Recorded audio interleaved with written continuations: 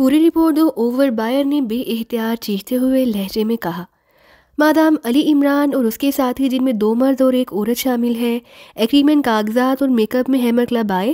عمران نے جہاں اپنا نام مائیکل بتایا اور اس نے بتایا کہ ایگریما کے مشہور رائل گروپ کے چیف آرنلڈ بینی نے انہیں یہاں کی ٹپ دی ہے اور وہ کسی خاص سودے کے بارے میں بات چیت کرنے آئے ہیں۔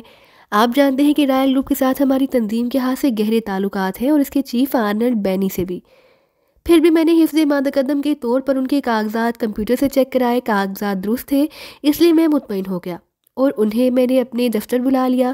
لیکن یہاں آتے ہی اس علی عمران نے انتہائی حیرت انگیز طور پر مجھے میز پر اوندھا کر کے میری ریڑھ کی ہڈی کا کوئی مہرہ کھسکا دیا۔ اس سے میرا پورا جسم مفلوج ہو گیا۔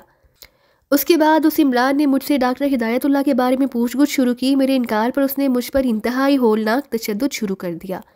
اس نے تیز دھار ہنجر سے میری پیشانی کی کھال ادھیڑنی شروع کر دی، جس پر میں نے اسے بتا دیا کہ ڈاکٹر ہدایت اللہ کو فائر لینڈ ہیڈ کوارٹر پہنچایا گیا ہے اور وہ وہیں ہے۔ پھر اس نے ٹائیگر کے متعلق پوچھا تو میں نے اسے مجبوراً بتا دیا۔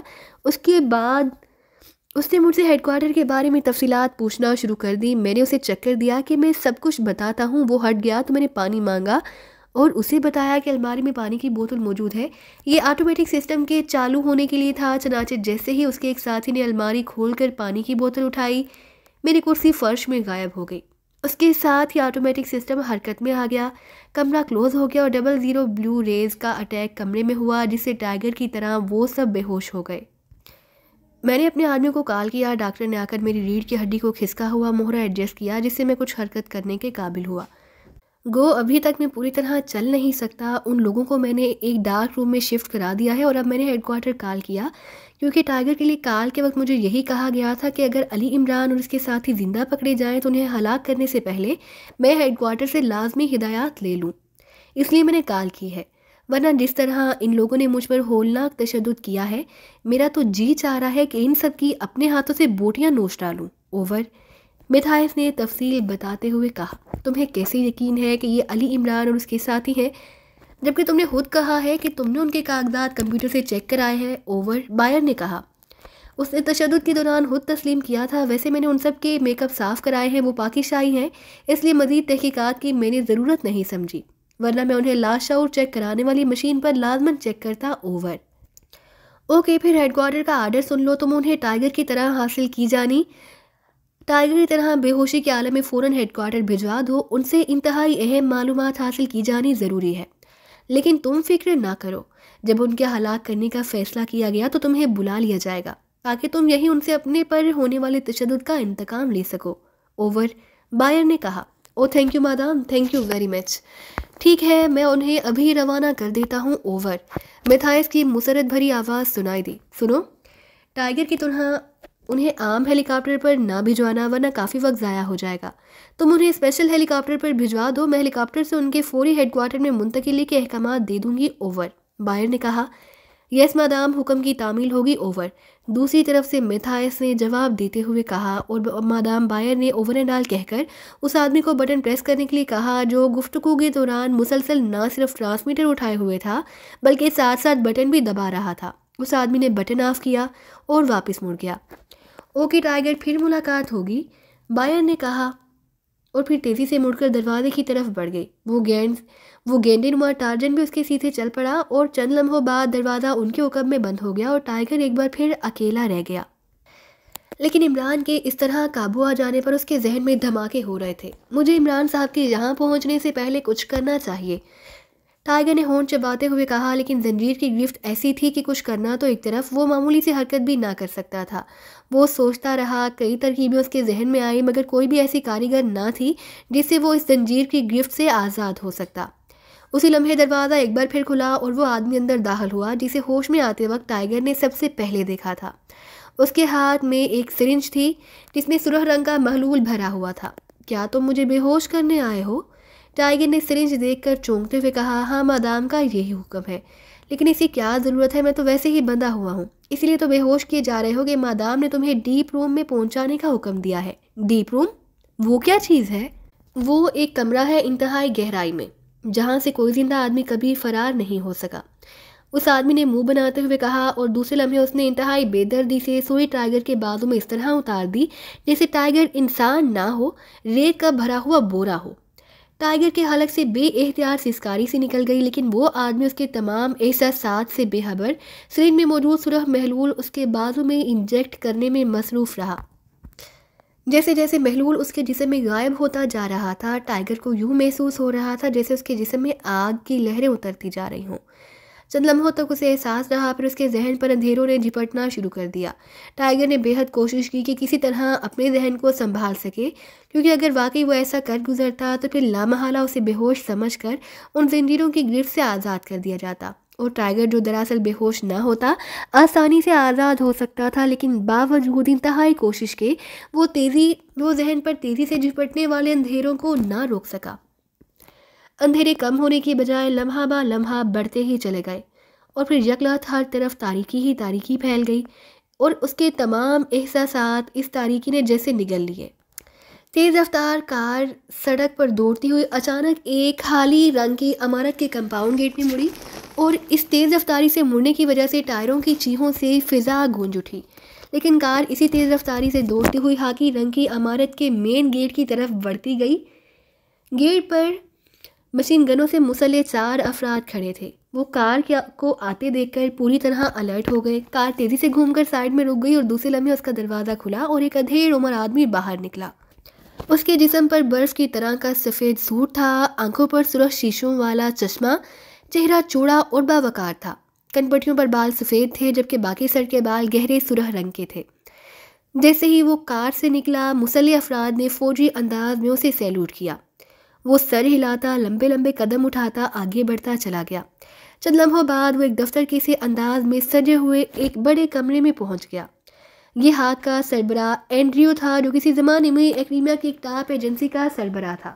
پھر حکومت نے اس ایجنسی کو ختم کر دیا تو اینڈریو، جو دراصل سوئٹزرلینڈ کا رہنے والا تھا، ایکریمیا کو خیر بات کہہ کر سوئٹزرلینڈ آ گیا، جہاں اس نے حکومت ایکریمیا سے ملی ہوئی رقم کی بنا پر ایک کلب خرید لیا، اور ساتھ ہی اس نے جرائم کی راہ اپنا لی، اور آہستہ آہستہ وہ اس راہ میں اس قدر کامیاب ہوتا گیا کہ اس نے جزیرہ فائی لینڈ پر کام کرنے والی ایک ایسی تنظیم جس کا سربراہ مر چکا تھا باقاعدہ خرید لی، اور ہاک نام کی ایجنسی بنا لی، اور اب پورا فائی لینڈ اس کے قبضے میں تھا۔ ایک لحاظ سے وہ فائی لینڈ کا مالک و مختار تھا۔ اس نے یہاں زیر زمین ہاک کا ہیڈ کوارٹر تیار کروایا، تنظیم کو اس قدر بڑھایا کہ اب ایکریمیا اور یورپ میں اس کی تنظیم ایک نمایاں حیثیت رکھتی تھی۔ اس کا مین بزنس منشیات اور اسلحہ کی اسمگلنگ تھا، لیکن اس کے ساتھ ساتھ وہ ہر اس کام میں ہاتھ ڈال دیتا تھا جس میں اسے کثیر رقم مل سکتی تھی۔ وہ اس وقت جنوبی ایکریمیا میں ایک اہم مشن پر سے کئی روز بعد واپس لوٹا تھا۔ اسے تو یہ علم ہو گیا تھا کہ پاکستانی سائنسدان کو اس کی تنظیم نے اغوا کر لیا ہے، لیکن اس کے بعد کے واقعات کا اسے علم نہ تھا، کیونکہ وہ اپنے اس اہم ترین مشن میں اس قدر مصروف رہا کہ اسے کسی چیز کے بارے میں معلوم کرنے کا وقت ہی نہ ملا، اور یہ جنوبی ایکریمیا والا مشن اس کی نظروں میں بے حد اہم تھا۔ اس نے وہاں منشیات اور اسلحہ اسمگل کرنے والی ایک مشہور تنظیم کے ساتھ مذاکرات کیے، ان کے ساتھ بزنس کا ایسا معاہدہ کیا کہ جس سے ہاتھ کا دائرہ کار تقریباً پوری دنیا میں پھیل سکتا تھا۔ یہی وجہ تھی کہ اسے کسی اور طرف دھیان دینے کی فرصت ہی نہ ملی۔ اینڈریو جیسے ہی کرسی پر بیٹھا، اس نے میز پر رکھے ہوئے انٹرکام کا ریسیور اٹھا لیا۔ او ماریو کو بھیجو میرے پاس، اینڈریو نے کرہت اور تحکمانہ لہجے میں کہا اور ریسیور رکھ دیا۔ چند لمحوں بعد اندرونی دروازہ کھلا اور ایک نوجوان اندر داخل ہوا۔ یہ فائی لینڈ کا بیرونی منتظم تھا، اور اینڈریو نے اسے بلایا بھی اس لیے تھا تاکہ اپنی غیر حاضری میں ہونے والے واقعات کی تفصیلی رپورٹ اس سے لے سکے۔ اوماریو نے بڑے مودبانہ انداز میں آ کر سلام کیا۔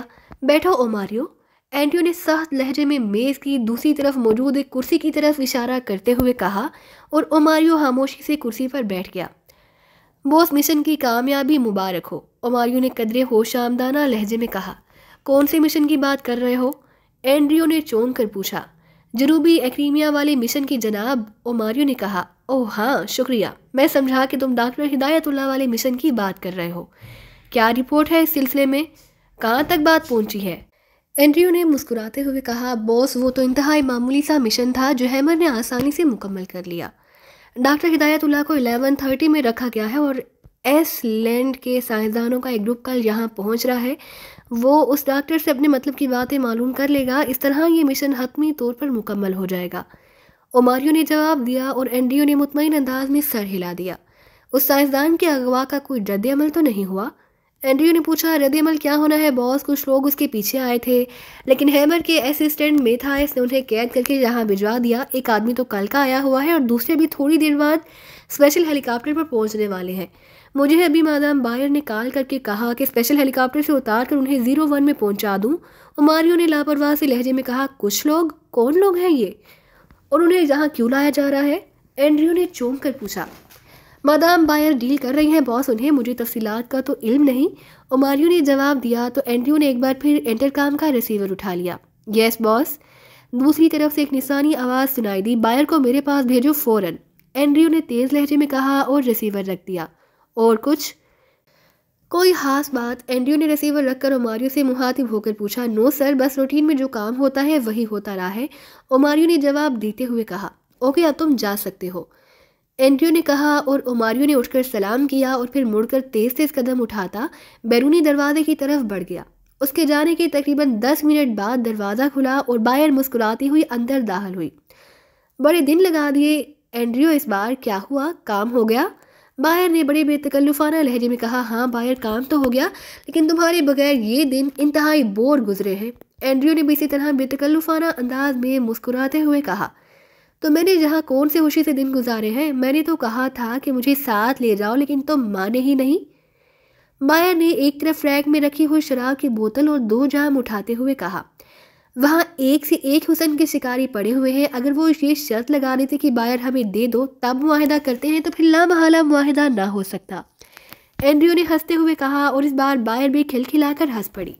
مجھے یقین ہے کہ تم نے مجھے دے دینا تھا لیکن معاہدہ نہ چھوڑنا تھا، بائر نے ہنستے ہوئے شراب گلاسوں میں ڈالتے ہوئے کہا۔ یہ کیسے ہو سکتا ہے بائر، اپنی روح کو بھی کوئی کسی کے حوالے کر سکتا ہے، اینڈریو نے بڑے عاشقانہ انداز میں کہا، اور بائر ایک بار پھر ہنس پڑی۔ سناؤ، کام ہو گیا نا، اب دوبارہ تو نہ جاؤ گے؟ بائر نے شراب سے بھرا ہوا گلاس اینڈریو کے سامنے رکھا اور وہ دوسری کرسی کے بازو پر اس کے ساتھ لگ کر بیٹھ گئی۔ بالکل کام ہو گیا ہے، بلکہ میری امیدوں سے بھی زیادہ اچھا ہو گیا ہے۔ مجھے ابھی اوماریو نے بتایا کہ اس پاکستانی سائنسدان کے پیچھے کچھ لوگ آئے ہیں اور تم نے انہیں یہاں ہیڈ کوارٹر میں بلوایا ہے۔ کیا ضرورت تھی، وہیں گولی مروا کر پھینکوا دینا تھا، اینڈریو نے شراب کا لمبا گھونٹ لیتے ہوئے کہا۔ تمہیں معلوم ہے کہ اس کے پیچھے کون لوگ آئے ہیں، بائر نے کرسی کے بازو سے اٹھ کر ساتھ پڑی کرسی پر بیٹھتے ہوئے کہا۔ مجھے کیا معلوم، میں تو یہاں تھا ہی نہیں، کوئی خاص لوگ ہیں کیا، اینڈریو نے چونکتے ہوئے پوچھا۔ خاص نہیں بلکہ حاصل خاص، بائر نے مسکراتے ہوئے کہا۔ ایٹم بم سمجھو۔ ایٹم بم کیا مطلب، میں سمجھا نہیں، اینڈریو کی آنکھیں تجسس سے پھیلتی چلی گئیں۔ علی عمران کو جانتے ہو، پاکستان سیکرٹ سروس، بائر نے مسکراتے ہوئے کہا۔ Ali Imran, Pakistan secret service agent, وہ کون ہے، اینڈریو نے کہا اور زیادہ حیران ہو گیا۔ مطلب ہے کہ تم نہیں جانتے، ورنہ یقیناً اس کا نام سن کر تم اب تک کرسی سے نیچے گر چکے ہوتے۔ کیا کہہ رہی ہو، مجھے کہہ رہی ہو، اینڈریو کے چہرے پر یکلخت غصے کے آثار ابھر آئے۔ غصہ کرنے کی ضرورت نہیں ہے اینڈریو، میں جانتی ہوں کہ تم میں کتنی صلاحیتیں ہیں اور تم کتنی بڑی عظیم کے باس ہو، لیکن تم اس بین الاقوامی شیطان کو نہیں جانتے۔ شاید جب تم ٹاپ ایجنسی میں تھے اس وقت اس کی اتنی شہرت نہ ہوگی، اس کے بعد تم نے کبھی سیکرٹ ایجنٹوں میں دلچسپی ہی نہیں لی، اس لیے تم اسے نہیں جانتے، مگر میں جانتی ہوں۔ کرنل فریدی کو تو تم جانتے ہی ہوگے، نیدرلینڈ کے کرنل فریدی کو۔ کرنل فریدی، او ہاں یاد آ گیا، کرنل فریدی تو بے حد مشہور اور خطرناک ایجنٹ ہے ایشیا کا، مگر یہ علی عمران، اینڈریو نے چونک کر کہا۔ یہ علی عمران اگر کرنل فریدی سے زیادہ نہیں تو کم بھی نہیں، بائر نے کہا۔ اوہ، یہ تو واقعی خطرناک آدمی ہوگا، لیکن تم اسے کیسے جانتی ہو، اینڈریو نے حیرت بھرے لہجے میں کہا۔ میں نے صرف اس کی فائلیں پڑھی ہیں یا اس کے کارنامے سنے ہیں، کبھی ذاتی طور پر ملاقات نہیں ہوئی، اس لیے میں نے اسے یہاں بلوایا تاکہ اس سے ذاتی ملاقات بھی ہو جائے اور یہ کریڈٹ بھی مجھے ملے کہ میں نے آج دنیا کے سب سے خطرناک آدمی کو اپنے ہاتھوں سے ہلاک کیا ہے، بائر نے شراب کے آخری گھونٹ حلق میں انڈیلتے ہوئے کہا۔ او، اگر ایسی بات تھی تو اسے یہاں بلوانے کی بجائے تم وہاں بند چلی جاتی، ایسے خطرناک آدمی کو یہاں ہیڈ کوارٹر میں کیوں بلوایا؟ فکر مت کرو، وہ جتنا بھی خطرناک ہو تمہاری بائر کے مقابلے میں ایک لمحہ بھی نہیں ٹھہر سکتا، پھر وہ 00 بلیو ریز کا شکار ہے، اس لیے سوائے چہنے چلانے کے وہ اور کچھ بھی نہ کر سکے گا۔ اس کا ایک شاگرد پہلے سے یہاں آیا، لیکن وہ تو عام سا آدمی ہے، اس لیے میں نے اسے ڈیپ روم میں پھینکوا دیا، میں عمران کو بھی وہیں پھینکوا دوں گی، اس کے بعد جی بھر کر اس کی بے بسی کا تماشا دیکھوں گی۔ میں دیکھنا چاہتی ہوں کہ اس خطرناک آدمی کا ڈیپ روم میں پہنچ کر کیا رد عمل ہوتا ہے۔ پھر انتہائی دلچسپ تماشا ہوگا، انتہائی دلچسپ، بائر نے مزے لیتے ہوئے کہا اور اینڈریو نے اطمینان کا ایک طویل سانس لیا۔ او تب تو ٹھیک ہے، ڈیپ روم سے تو کسی کی روح نہیں آ سکتی، پھر ایسا ہے کہ میں بھی تمہارے ساتھ رہوں گا۔ مجھے بھی اب اس آدمی کو دیکھنے کا اشتیاق پیدا ہو گیا جسے تم خطرناک کہہ رہی ہو۔ ہاں بالکل، انتہائی دلچسپ تماشا ہوگا، ایسا دلچسپ کہ شاید پھر کبھی زندگی بھر ایسا دلچسپ تماشا دیکھنے کو موقع ہی نہ ملے، بائر نے مسکراتے ہوئے کہا۔ لیکن اتنا خطرناک آدمی قابو کیسے آ گیا؟ اینڈریو نے کہا، یہ میتھائس کا کارنامہ ہے، وہ واقعی انتہائی ذہین آدمی ہے۔ اور سنو، میں نے یہ فیصلہ بھی کیا کہ اس کارنامے کا میتھائس کو انعام بھی ملنا چاہیے، چنانچہ ہیمر کو اب یہاں ہیڈ کوارٹر میں کوئی ذمہ داری سونپ دو۔ میں میتھائس کو برن میں ہیمر کی جگہ دینا چاہتی ہوں، بائر نے تلخ لہجے میں کہا۔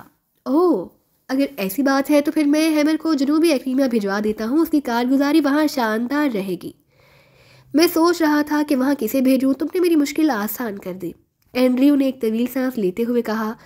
ہاں ہیمر وہاں ٹھیک رہے گا، وہ ایسے معاملات میں تجربہ کار بھی ہے اور بے حد ذہین بھی، بائر نے اس بات میں سر ہلاتے ہوئے کہا۔ بالکل ٹھیک ہے، اینڈریو نے کہا، اور پھر اس نے انٹرکام کا ریسیور اور ہیمر کی جنوبی ایکریمیا اور میتھائس کے برن میں مستقل تعیناتی کے احکامات جاری کرنے شروع کر دیے۔ بائر اب شراب کا دوسرا گلاس بھر کر اسے چسکیاں لے کر پینے میں مصروف تھی، اس کے چہرے پر فتح مندی کے آثار نمایاں تھے کیونکہ اینڈریو در حقیقت اس کے احکامات جاری کر رہا تھا۔ عمران کی تاریک ذہن میں آہستہ آہستہ روشنی پھیلنی شروع ہو گئی، اسے یوں محسوس ہو رہا تھا جیسے گہرے بادلوں کی اوٹ میں چھپا ہوا چاند اب باہر آ رہا ہو۔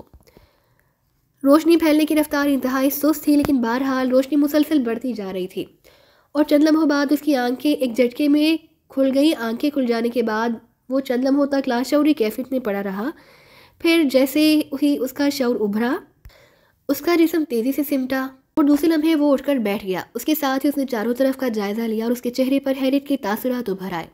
اس نے دیکھا کہ وہ ایک گہرے کنویں کی تہہ میں پلیٹ فارم نما جگہ پر بیٹھا ہوا تھا۔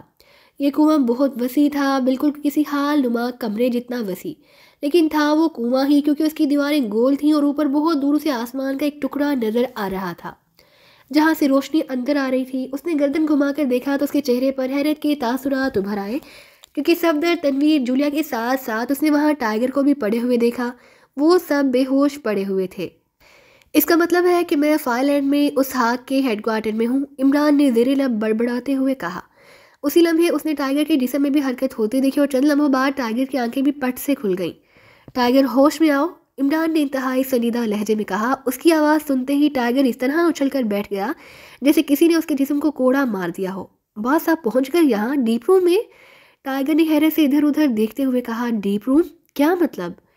عمران نے چونک کر پوچھا اور ٹائیگر نے اسے اپنے اوپر گزرنے والے واقعات بتانے شروع کر دیے۔ حالانکہ عمران برن میں ہونے والے تمام واقعات سے پہلے سے واقف ہو چکا تھا، لیکن وہ خاموشی سے سنتا رہا۔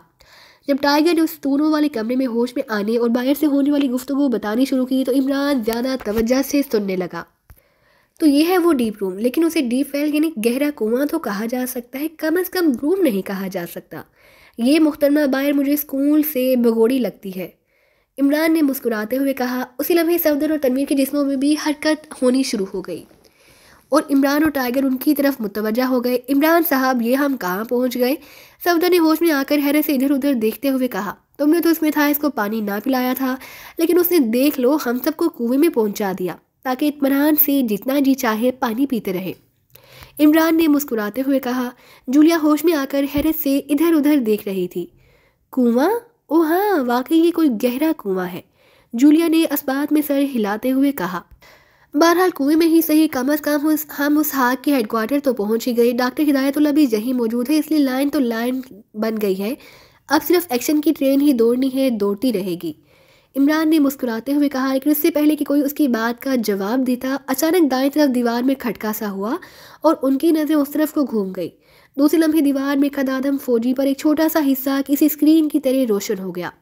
پہلے تو اس جماکے سے ہوتے رہے، پھر ایک کمرے کا منظر ابھر آیا۔ اس کمرے کے درمیان میں ایک میز پر ایک مستطیل شکل کی کوئی مشین پڑی ہوئی تھی جس کے عقب میں 2 کرسیاں خالی پڑی تھیں۔ کمرے کے ایک انتہائی کونے میں دیوار کے ساتھ ایک اونچی مشین نصب تھی جس کے سامنے ایک آدمی سفید کوٹ پہنے کھڑا تھا۔ اس مشین کے درمیان میں ایک چھوٹی سی اسکرین روشن تھی اور انہیں اسکرین پر اس کنویں کا اندرونی منظر نظر آ رہا تھا جس میں وہ سب بیٹھے ہوئے صاف دکھائی دے رہے تھے۔ واہ، یہ تو جادو کا کنواں لگتا ہے، ہم انہیں بھی دیکھ رہے ہیں اور اپنے آپ کو بھی۔ عمران نے مسکراتے ہوئے کہا۔ اسی لمحے کمرے کی سائڈ کا دروازہ کھلا اور ایک خوبصورت اور نوجوان لڑکی جس کے جسم پر چست لباس تقریباً نہ ہونے کے برابر تھا اندر داخل ہوئی۔ یہ بائر ہے، ٹائیگر نے سرگوشیانہ لہجے میں کہا۔ اچھا، پھر تو تمہیں بغیر انجیکشن کے بے ہوش ہو جانا چاہیے تھا۔ روب حسن ہی سے، عمران نے مسکراتے ہوئے کہا۔